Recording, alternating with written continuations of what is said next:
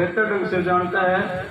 साथी सतपाल जी को, जिन्होंने अपने जीवन काल में अपने सेवाओं देने के साथ साथ नाम भी कमाए हैं, और हमें गर्व है कि वो इस संस्था के, इस लाइब्रेरी के फाउंडर मेंबर हैं।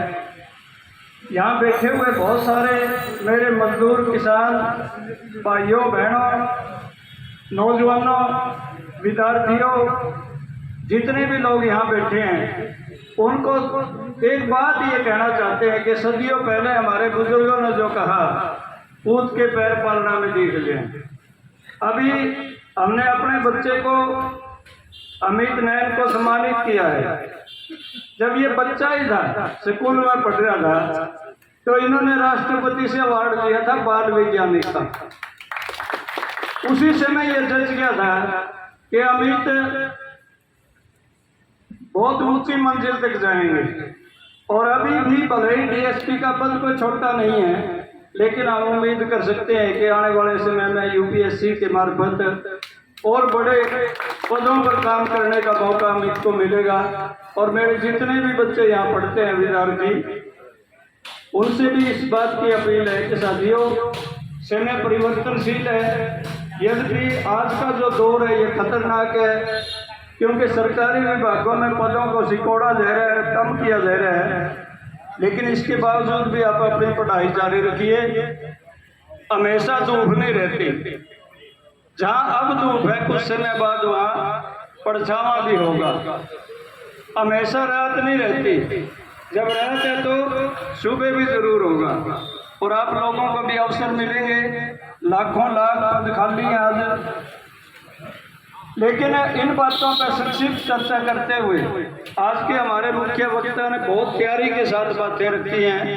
ये अलग बात है कि बहुत सारे साथियों ने, ऐसा भी हो सकता है कि बहुत लच्छेदार भाषण नहीं था, बहुत जिसके आप विजुअल हो चुके हैं, लेकिन कितनी गहराइयों से, यानी लगभग एक सदी का जिक्र, और बल्कि 100वां सदी का जिक्र उन्होंने किया। यहाँ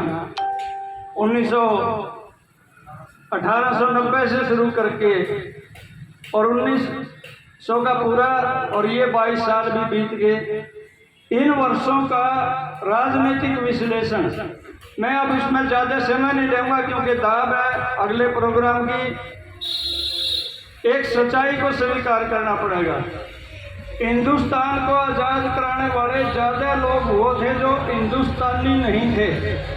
उन्होंने अलग अलग देशों की नागरिकता ले ली थी, जिनमें चाहे सोहन सिंह भकना थे, करतार सिंह सराभा एक युवा जवान था जो वहाँ पढ़ने के लिए गया था, और हमारे बहुत सारे विद्वान लोग थे जो अलग अलग देशों में रहते थे।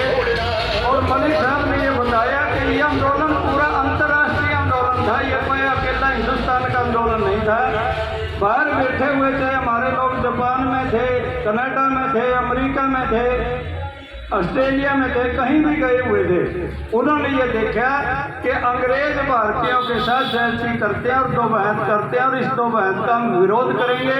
उसके लिए उन्होंने कुर्बानियाँ दी, और शहीद आजम भगत सिंह अपना जो आदर्श मानते थे वो करतार सिंह सराभा था, जो 18 साल की उम्र में ही शहीद हो गए थे, और जिन्होंने गदर पार्टी को बनाने में बहुत बड़ा योगदान दिया था। वहाँ हमारे अमेरिका में रहने वाले कारोबारी लोग भी इसमें सम्मिलित थे।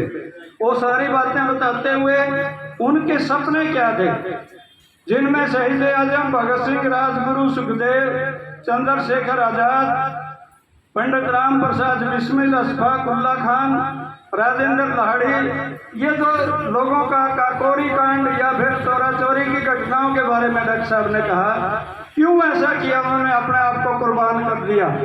इसलिए किया कि इस देश में भी हम प्रत्येक आदमी को शिक्षित करेंगे, इस देश में भी किसी मानव का मानव के द्वारा शोषण खत्म करेंगे।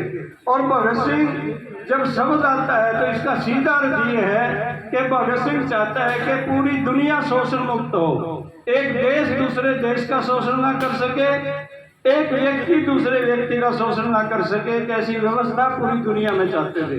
वो सीमाओं में बंधे हुए नहीं थे, वो रेखाओं पर विश्वास नहीं करते थे, बल्कि वो कहते थे कि मानव जीवन ही सब कुछ है इस धरती पे। सबसे सुंदर कोई चीज यदि इस दुनिया में है तो है और इंसान को इंसान की तरह देखें। मेरे साथी हम इतने भी जो बहुत बढ़िया उदाहरण देकर बताया कि हम कुत्ता ने गोदी में उठा लेते हैं लेकिन इंसान से नफरत करते हैं कि दूर रहो, रसोई में नहीं जाना, फला चीज का हाथ लगाना। और जब जरूरत होती है बड़े बड़े मंदिर, बड़े बड़े मस्जिद, बड़ी बड़ी संस्थाएं जिस लोगों ने बनाई, जिन लोगों ने बनाई, उनको फिर उसी में बढ़ने का प्रवेश प्रतिबंध है। तो ये सारी चीजें देखते हुए आज एक तो ये सोचने की बात है साथियों कि हम भगत सिंह को यदि वास्तव में अपना कोई आदर्श मानते हैं तो हमने इंसान को इंसान की तरह देखने का दृष्टिकोण बदलना पड़ेगा। क्योंकि जब तक हम जाति के आधार पर, धर्म के आधार पर, गोत्र के आधार पर, क्षेत्र के आधार पर लोगों को देखते रहेंगे तब तक हम भगत सिंह के सपनों का हिंदुस्तान नहीं बना सकते। हमें उस दृष्टिकोण को बदलने की जरूरत है। दूसरी मुख्य बात जो है, आजादी इसलिए प्राप्त की थी कि देश का प्रत्येक नागरिक पढ़ा लिखा होगा, उसको भूखमरी का सामना नहीं करना पड़ेगा। हर प्रकार के तंत्र पे आम गरीब मजदूर किसान का मलिक साहब ने भी संकेत कर करके कहा, उस समय भी द्वंद्वात्मक लड़ाई थी। आज़ादी भी चाहिए थी, एक वर्ग ये भी चाहता था कि मजदूर किसान आज़ादी से और आंदोलन से दूर रहे, लेकिन जब उन्हें जरूरत होती थी उसे इनवाइट भी करते थे। और दूसरा द्वंद ये था, मजदूर और किसान ये चाहता था कि शोषण मुक्त व्यवस्था हो, किसान को जमीन का हक मिले जो बाद में मिले, अभी मजदूर को काम का हक मिले। अब ये मिल भी गया, मनरेगा जैसी स्कीम भी आ गई, लेकिन कोई परवाह नहीं है किसी को। जो फूड मतलब भोजन की व्यवस्था हर इंसान को मिले, उसके कानून भी बन गए, राइट टू एजुकेशन भी बन गया, लेकिन इन सबको समेटा जा रहा है। संविधान की भी अनदेखी की जा रही है। आज के युग में सबसे बड़ी चुनौती है कि यदि ये संविधान नहीं बचेगा तो हम नहीं बचेंगे। बाबा साहब ने जो सपना देखा था, जो इतिहास में दुनिया के संविधानों को पढ़ के एक बड़ा संविधान, सुंदर संविधान बनाया था, आज उस पर सीधे हमले हैं साथियों, अनेक तरह के हमले हैं। तो उसको बचाने की लड़ाई, और फिर ये जितने भी सरकारी तंत्र में हमारे विभाग बने हैं, वो पहला उद्देश्य है मानव सेवा, जो स्वास्थ्य है, शिक्षा है, जन स्वास्थ्य है। कम से कम ये तो नेचुरल चीजें मानते हुए सबको समानता के रूप में दिए जाने चाहिए, तब हम मान सकते हैं कि हम आज 115वीं जयंती जो शहीद आजम भगत सिंह की मना रहे हैं, यदि हम उस दृष्टिकोण को बदल रहे हैं तो फिर तो हम वास्तव में उनके अनुयायी हैं, हम उनकी विरासत के लोग हैं। लेकिन यदि हम केवल फॉर्मेलिटी के तौर पर, क्योंकि डॉक्टर साहब यह संकेत कर चुके हैं मलिक साहब भी कि फोटो तो बहुत के भेजेंगे, जो नीतियों के सख्त खिलाफ थे आज भी हैं और हो सकता है आने वाले कुछ वर्षों में भी रहें, लेकिन केवल फोटो लगाने से काम नहीं चलता।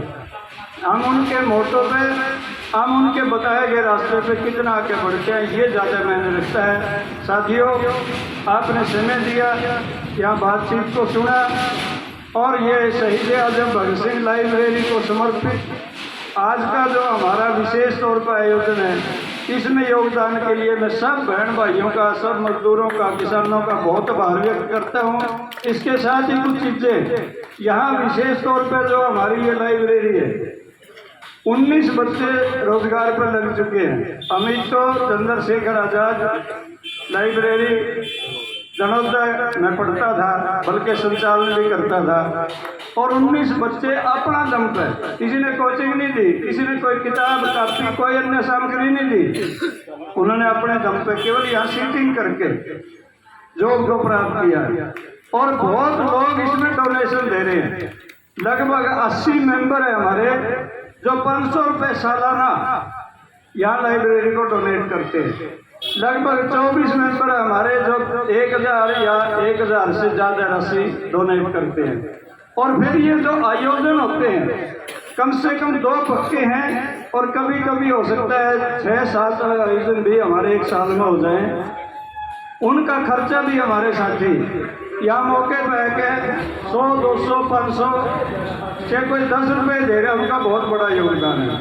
और एक आज हमारे लिए और खुशी की बात है, आज जो आपने मिष्ठान किया है, मिष्ठान जो है वो लाइब्रेरी की ओर से नहीं आता, जबकि लाइब्रेरी हमेशा करती रही है। साथी सुरेश है, जगवंती जी यहाँ बैठी हैं, आशा वर्कर हैं, उनके बेटा का जन्मदिन भी आ गया और उस अवसर पर उन्होंने अपनी तरफ से दिया ये जो आज आपने लड्डू लिया, मुँह मीठा किया है, उनको भी हम बधाई देते हैं और उम्मीद करते हैं उनका बेटा आने वाले समय में। दोनों साथी हमारे लाइब्रेरी से जुड़े हुए हैं, सुबह दिन निकलने से पहले है कि इसको चकाचक साफ करते हैं, घूमते हैं लोग पार्कों में, लेकिन जगवंती और साथी सुरेश घूमने के लिए यही आते हैं। पहले सफाई, फिर कोई छोटा मोटा अपना योग कसरत जो भी इनका घूमने फिरने का समय होता है। तो इस तरह से चली हुई है लाइब्रेरी सब लोगों के सहयोग से, और उम्मीद करते हैं अब आने वाले समय में इसका और विकास होगा और विस्तार होगा। और ये भी एक एजेंडा है कि हम इसका विस्तार भी करें, क्योंकि धीरे धीरे ये महसूस होने लगा कि यहाँ ज़्यादा भीड़ होने लगी है और बच्चों के बैठने की या फिर उनको हाल में जब बैठे होते हैं तो कहीं कहीं मीटिंग चल जाती है और डिस्टर्ब होते हैं। उस तरह का भी हम आने वाले समय में कोई आयोजन करते हुए आप सबके सहयोग से इसका विस्तार भी करेंगे और इसका विकास भी करेंगे।